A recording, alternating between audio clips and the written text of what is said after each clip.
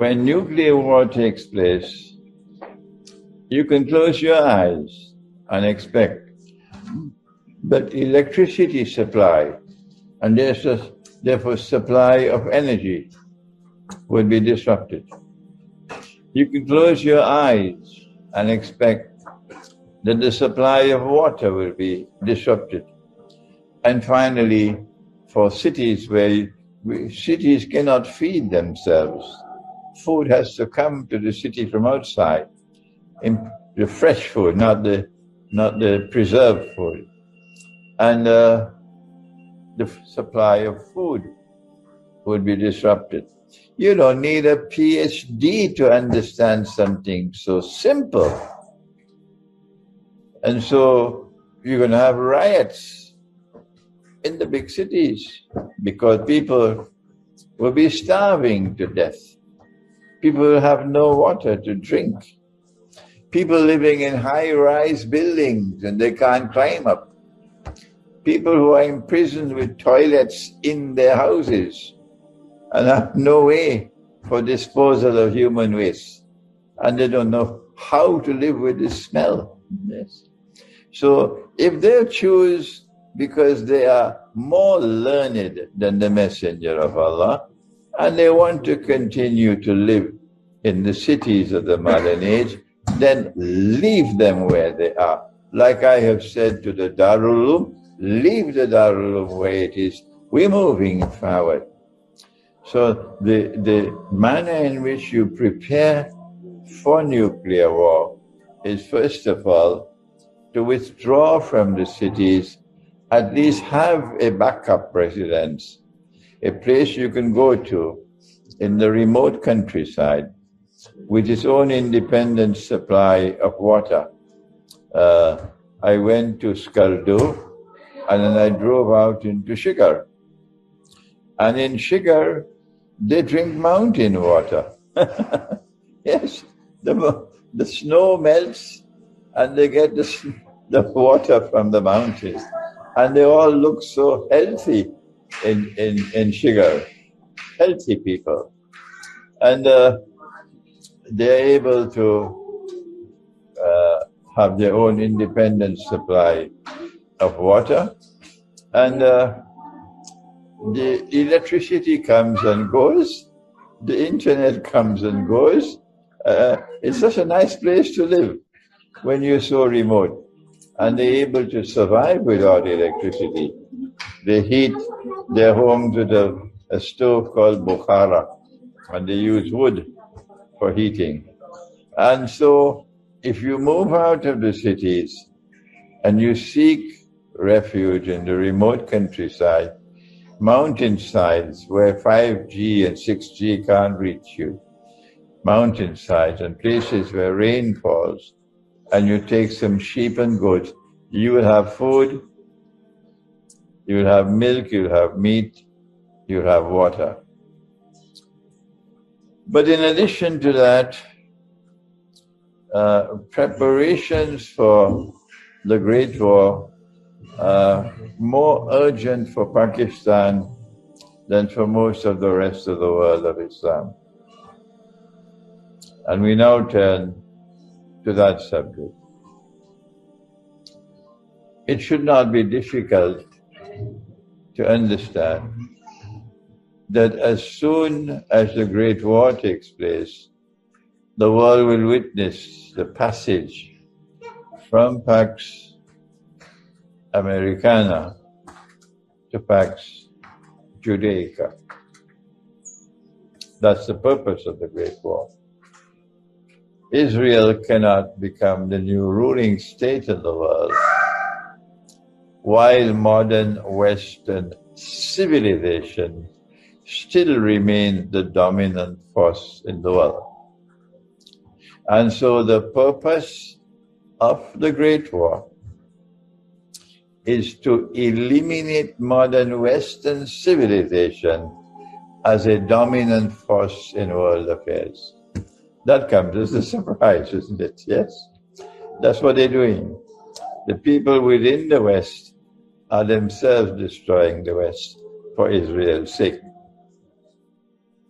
And so when Israel, when Russia defeats NATO in the war which is coming, and I have done sufficient work from the Quran to confirm that Russia will defeat NATO in the war which is coming.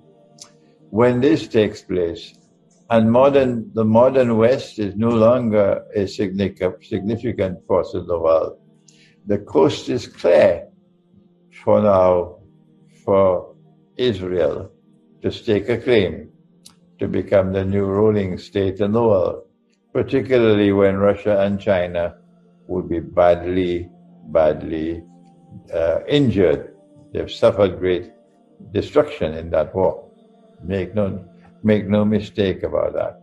But our point that we now want to make is that Pax Judaica cannot come into being so long as any Muslim country has the military force to destroy Israel.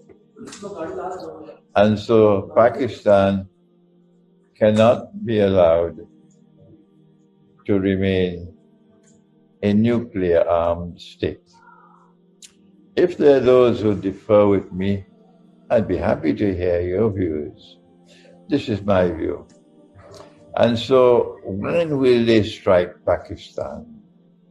And how will they do it? The military analysts will be better placed than I am to offer a view of how they will do it. I can offer the view of when they will do it. And that is that as soon as the Great War starts, I expect that's the time that Israel will come out from behind the parda. And you see the face of Israel now. And Israel will lead the attack on Pakistan, with Israel's supreme ally, Modi in India, attacking from one side, and NATO attacking from the other side, and Israel attacking from above. The military analysis of the attack on Pakistan should be made by those who are experts in military analysis. I am not a military analyst. I am an eschatologist. I use the Quran to explain the reality of the world today. So let the military expert do the task that he is trained to do, to explain if an attack is launched on Pakistan to denuclearize Pakistan, how will it take place? That's not my field. Let him do it. But the purpose of the attack would be to denuclearize Pakistan. Will they succeed? I see absolutely nothing at all, not even a straw of evidence that will confirm to me that Pakistan can succeed in remaining a nuclear powered state. How do I come to that conclusion? My answer is, you cannot be a successful Pakistan unless and until the Quran becomes the foundation of your state and of the conduct of state. Because absolute truth is in the Quran, it's not in parliament. It's not in any political party at all. Absolute truth is in the Quran. The Quran is al-haqqul yaqeen. And therefore only the Quran can explain the reality that confronts you today in the world. If you do not understand that reality, how can you respond to it successfully? That's elementary logic. And Pakistan has never turned to the Quran from day one to this day, has never turned to the Quran as its supreme guide. So you pay the price. you will pay the price for having neglected the book of Allah. And where are the scholars in Pakistan who can guide you from the Quran? Listen to my analysis.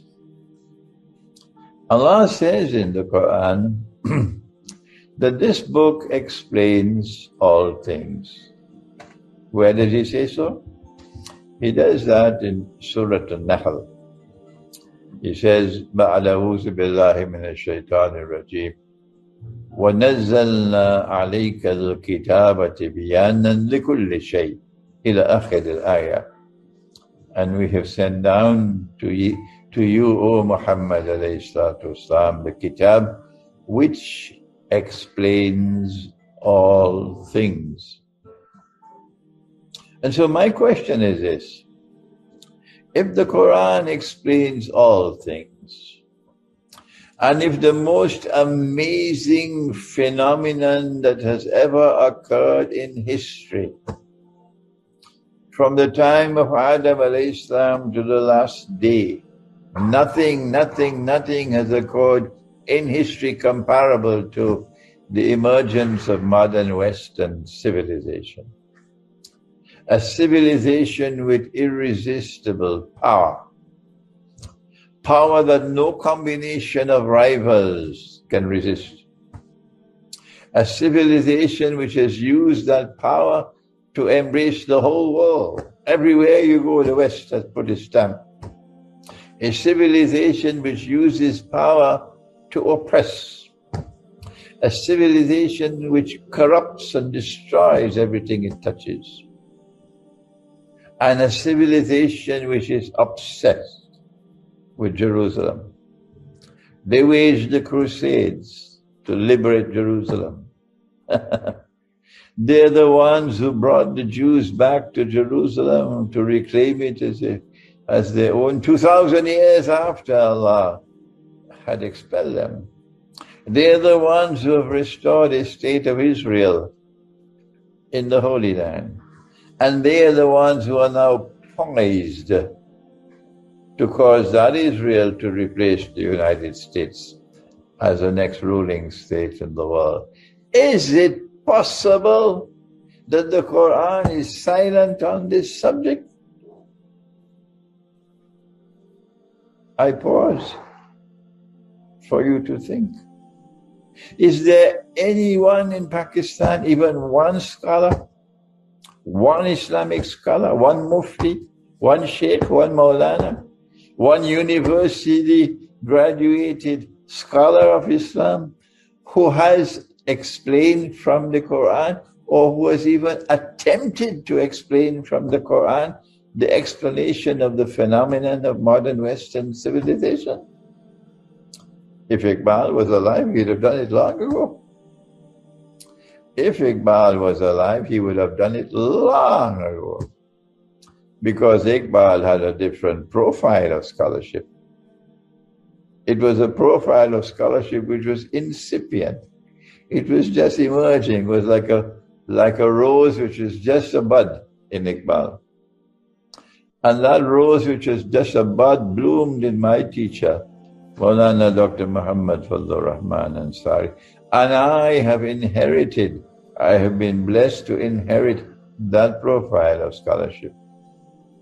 That is the reason why I've been blessed to pioneer Islamic eschatology and to offer an explanation from the Quran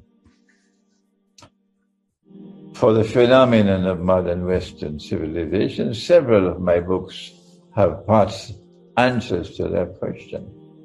And so I don't see any evidence at all that a Pakistan which has consistently neglected the Quran can possibly respond successfully when that war takes place. What then should Pakistan do at this time? If you listen to me and you agree with my views that I'm correct, well then what should Pakistan do? I am singling out Pakistan because this is the most important part of the world of Islam when the war takes place. not Turkey and not Saudi Arabia, Pakistan. My answer is, and the retired military officers who are listening would be pleased with this, because this is their branch of knowledge. My answer is that our Prophet, Allah's blessings be upon him, had a sunnah which included strategic affairs. I call it the strategic sunnah. What was the strategic sunnah?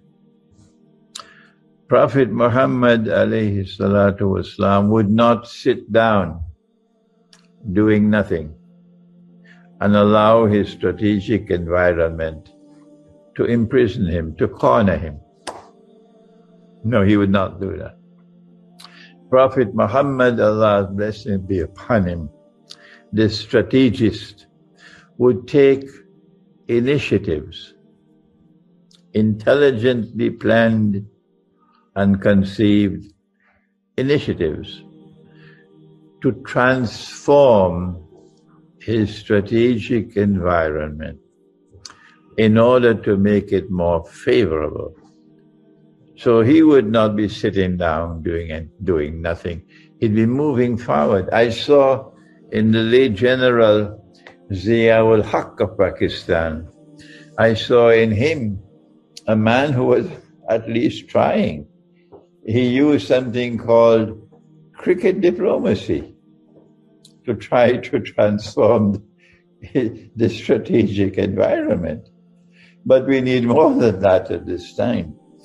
Pakistan has a little time, just a little time, to try to transform the strategic environment in order to prepare itself better for that day when the Great War begins. And as I expect, the simultaneous attack on Pakistan to denuclearize Pakistan. What are the initiatives that Pakistan can take?